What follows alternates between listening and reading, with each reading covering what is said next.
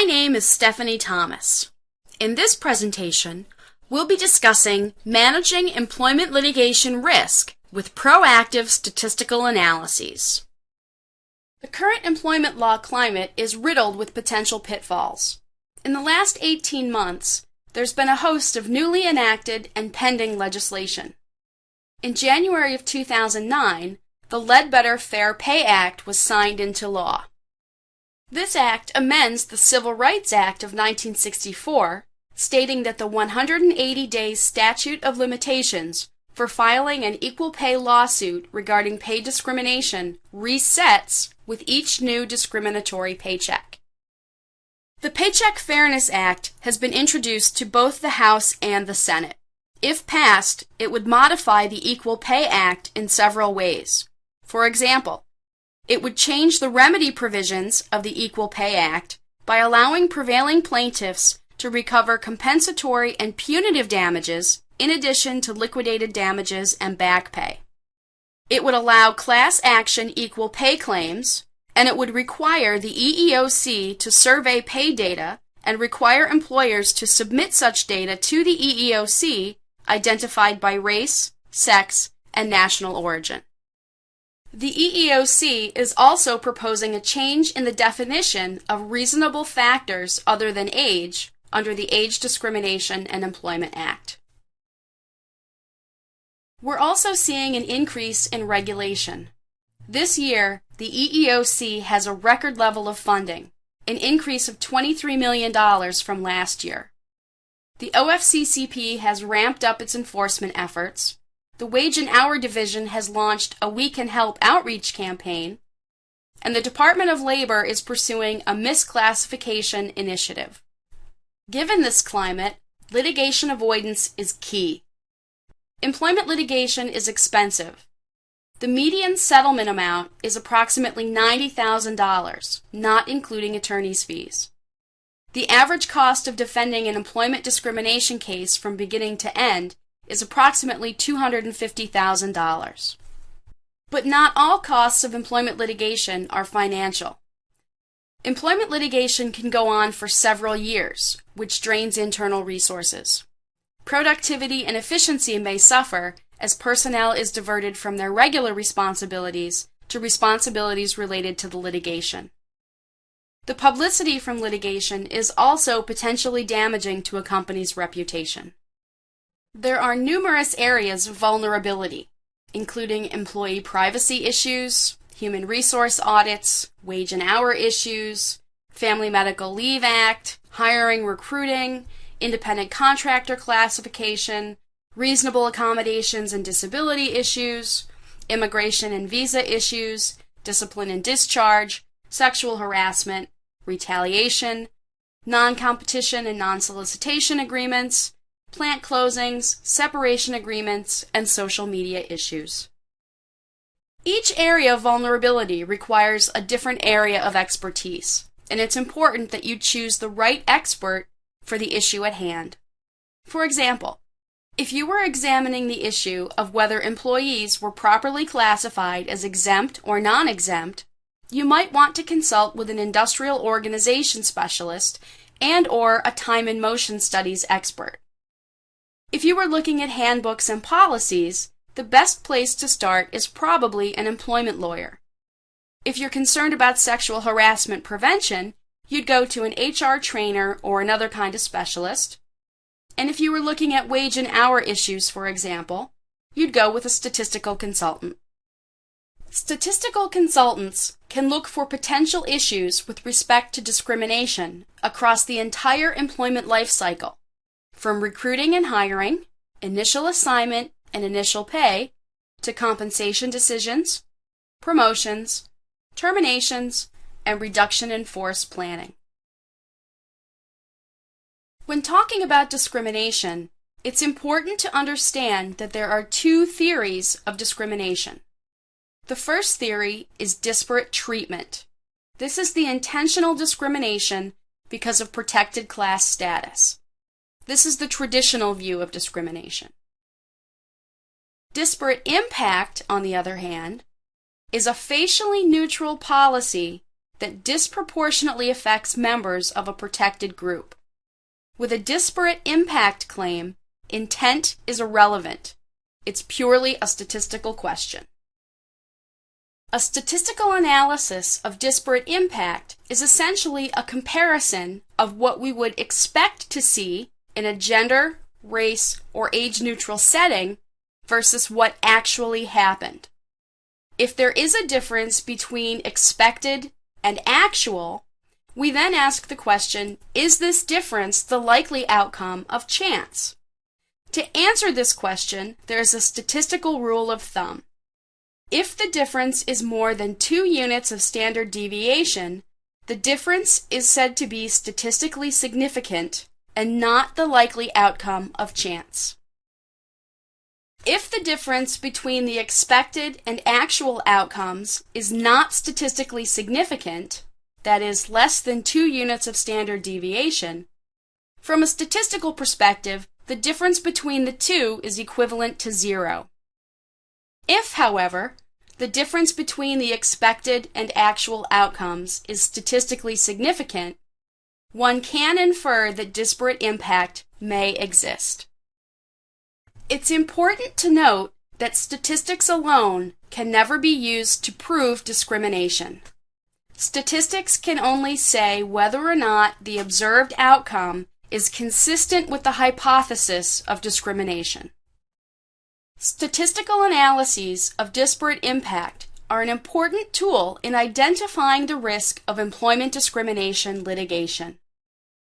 If the analysis reveals no disparate impact, the risk associated with litigation for that particular decision is small, but not 0. If the analyses reveal disparate impact, the risk associated with litigation for that particular decision is high. There are no guarantees, however. Analyses indicating no disparate impact do not guarantee that you won't be sued, but if you are, they can serve as the basis for your defense. Disparate impact analyses help to identify potential problems and high-risk areas and provide an opportunity for the employer to take corrective action where appropriate. Now we're going to look at a disparate impact analysis. I'm going to provide 3 example analyses. We'll look at a hiring example, we'll look at a termination example, and finally we'll look at a compensation example. In our example analysis of hiring, let's assume the following. Assume we have 1,000 applicants, 50% of whom are white and 50% of whom are non-white. Let's also assume that we make 200 hires, and of those 200 hires, 120 are white and 80 are non-white. 50% of the 1,000 applicants are non-white. Therefore, we would expect 50% of all the hires to also be non-white. What we see is a non-white hiring shortfall of 20, the difference between the 100 expected and the 80 actual. In this case, the non-white shortfall of 20 hires is statistically significant at 3.09 units of standard deviation. Follow-up is needed. Assume that the follow-up reveals the following. One of the requirements for this particular position is a particular degree. Whites are more likely to have this particular degree than non-whites, and non-whites are disproportionately screened out because of this degree requirement. We repeat the analysis using the qualified applicant pool rather than the total applicant pool. When looking at the qualified applicant pool of 500, we see that 30% of the qualified applicants are non-white. We would therefore expect 30% of the hires to also be non-white, 60 hires. We actually see a non-white shortfall of -20, the difference between the 60 expected hires and the 80 actual hires. In this case, the results favor non-whites. There is a surplus of non-white hires. We hired more non-whites than would be expected under a race-neutral situation. The analysis reveals the following. There's a statistically significant shortfall of non-white hires among all applicants, but there's a surplus of non-white hires among qualified applicants. We have two different analyses giving us two very different conclusions. In one analysis, we can infer that disparate impact may exist. In the other analysis, we cannot. Both of these analyses are looking at the same 200 individuals hired. How can the results be so different? The answer to this is because of the comparison pool.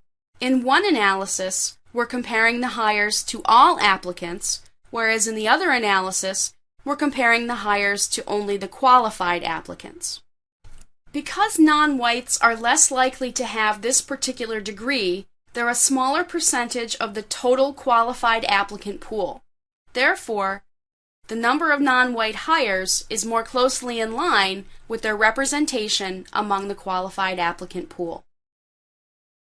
In order for the analysis among qualified applicants to be valid, the business necessity and job relatedness of this degree requirement for this particular position needs to be established. It would not be uncommon for a plaintiff to claim discrimination and use the analysis of all applicants combined to support his position. The employer can use the qualified applicants analysis as defense, but only if the business necessity and job relatedness of the degree requirement can be established. Let's look at another example. Here, we'll focus on terminations. Let's assume the following. Assume we have 1,000 employees eligible for termination. 50% of those eligible are under the age of 40, and 50% of those eligible are age 40 and above. Further assume we're making 200 terminations. Of those 200, 100 are under age 40, and 100 are age 40 and above. Since 50% of the eligible employees for termination are age 40 and above, we would expect that there would be 100 age 40 and above terminations. This is in fact exactly what happened. The age 40 surplus is equal to 0 in this case because there's no difference between the 100 terminations we expected and the 100 terminations that actually occurred. There's no surplus or shortage. This case is in perfect parity. Does that mean there's no problem? Now let's assume that the 1,000 eligible employees are divided across two different departments. Let's assume Department A has 240 employees. Of these 240, 200 are aged 40 and above, and 40 are under age 40.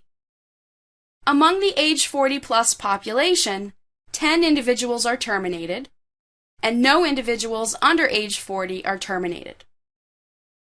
In Department B, we have 760 employees. 300 of those are aged 40 and above, and 460 are under age 40. There are a total of 190 terminations in Department B, 90 of which are age 40 and above, and 100 of which are under age 40. Let's look first at Department A.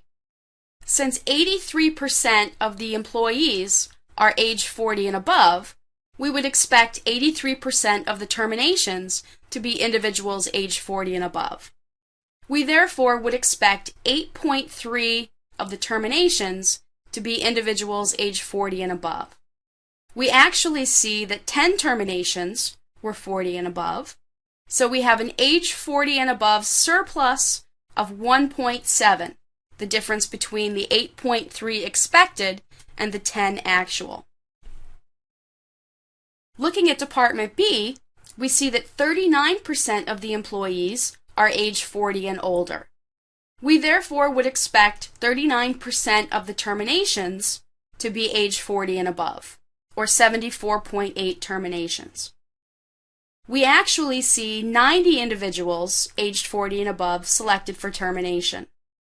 Therefore, the surplus is 15.2 age 40 and above individuals. That's the difference between the 74.8 expected and the 90 that were actually selected. When all employees are considered together, there is no surplus of age 40 and above employees selected for termination. When we control for department, however, there is a surplus of age 40 and above employees selected for termination in both Department A and Department B. How can this be the case? The answer to this is that groupings matter. The way in which employees are grouped for comparison purposes can affect the analysis. In our termination example, if all employees were assessed against one another during the termination selection process and there was a single decision maker, then grouping all employees into one single pool may be appropriate. If, on the other hand, employees in Department A were only assessed against other Department A employees, and Department B employees were only assessed against other Department B employees during the selection process, there were different decision makers for the selections in the two departments, or any other factor distinguishing Department A employees from Department B employees, the two-pool analysis may be appropriate. The key here is to group employees in a manner that allows the analysis to approximate as closely as possible the actual decision-making process that occurred. Let's now turn to our third and final example, an analysis of compensation. Compensation is usually studied with multiple regression analysis. Multiple regression analysis allows one to separate out the effects of explanatory variables, the things that determine compensation, on the dependent variable, compensation itself. When studying compensation, it's critical to place employees in the proper comparison group. When grouping employees, a common technique is to construct similarly situated employee groupings, also known as SSEGs. Similarly situated employee groupings should contain employees who have jobs requiring the same level of skills and abilities, jobs that have the same level of responsibility, and other differentiating factors that make those employees similar to one another. For our example analysis, assume the following. Let's look at the compensation of employees in the accounts receivable department with respect to gender equity. Let's assume that compensation of employees in the accounts receivable department is determined by total company seniority, time and job, and whether or not they hold a CPA certification. To study compensation with respect to gender equity, our model for the accounts receivable department would be as follows. Compensation is a function of seniority, time and job, CPA certification, and gender. Multiple regression analysis will estimate the effects of each of the explanatory variables on compensation. And remember, our explanatory variables here are seniority, time and job, CPA certification, and gender. The results of our multiple regression analysis are as follows.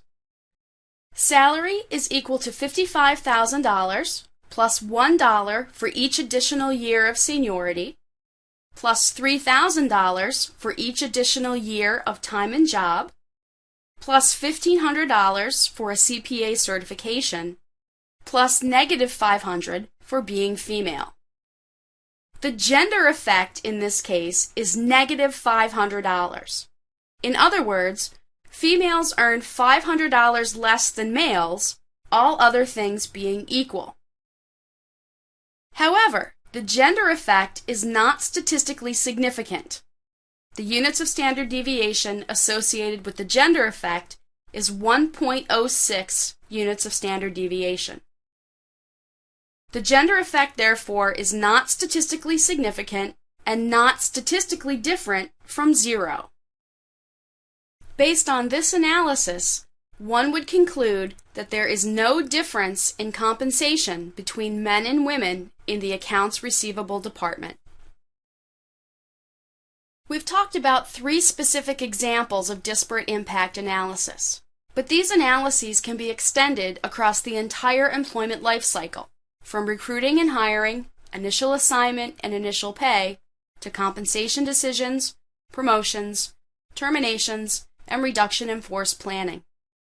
All of these areas can be examined on a proactive basis as part of a litigation risk assessment and risk management program. These kinds of proactive statistical analyses help employers identify areas of litigation risk. They allow you to identify potential problem areas and give you an opportunity to take corrective action, where appropriate, before the problems escalate to the litigation stage. Proactive analyses do not guarantee you will be free from employment litigation. However, in the event of litigation, proactive analyses can serve as the basis for your defense and can provide valuable information when making the decision on settlement or litigation. My firm, Thomas Econometrics, offers a full range of risk management solutions.